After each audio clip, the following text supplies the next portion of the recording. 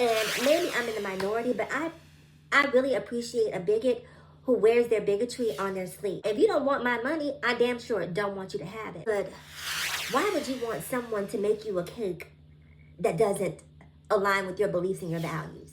Being a trans woman meant that at some point in time in my life, I said F you to everything and everybody. So this black woman right here created a no trans allowed gym, and people are upset. Yes, this black woman over here, the one with no head, the one that I have omitted all branding from her, she created a gym where she said trans women were not allowed, right? Now keep in mind that before the gym opened, she created a GoFundMe where she was very clear that at that point in time, trans women were allowed. But now that she has secured funding, the gym is ready to open, she said, not so fast. Not so fast to the trans girls. And people are upset about it, right?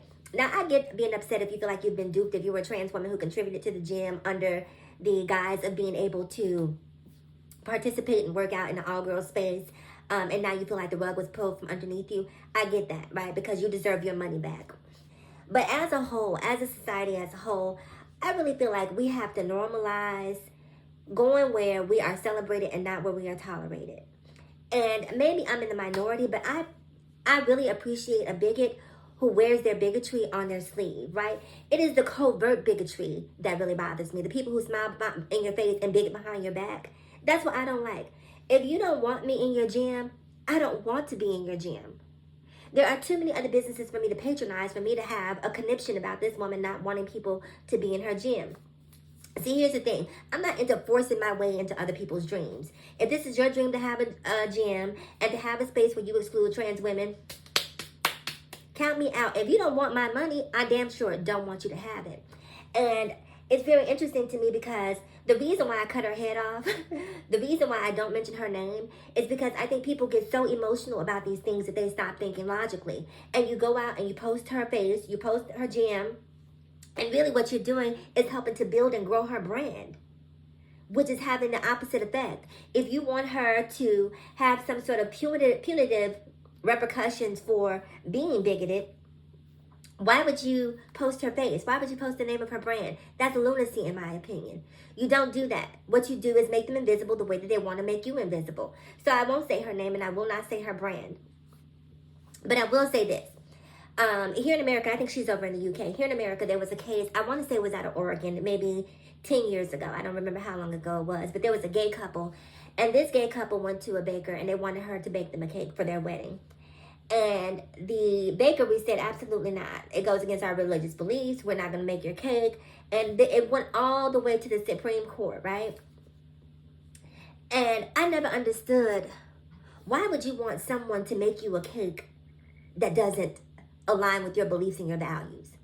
Like, I don't want you touching anything of mine if you don't see my humanity.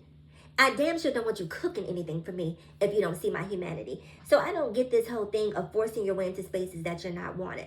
The bottom line is, we are a world divided. We are a world divided. And the quicker you accept that and learn to find your people, find your tribe. Shout out to Native American people. I mean, disrespect when I say that. I'm not trying to appropriate Native American terminology. But once you find your tribe, spend your money there. Spend your money there. Why fight and advocate to be in a space where you're not wanted? It does not make sense to me. It doesn't make sense to me. Being a trans woman meant that at some point in time in my life, I said F you to everything and everybody. I did not care. It didn't matter what spaces I was accepted in. It didn't matter if I was accepted by my family, my mother, my job.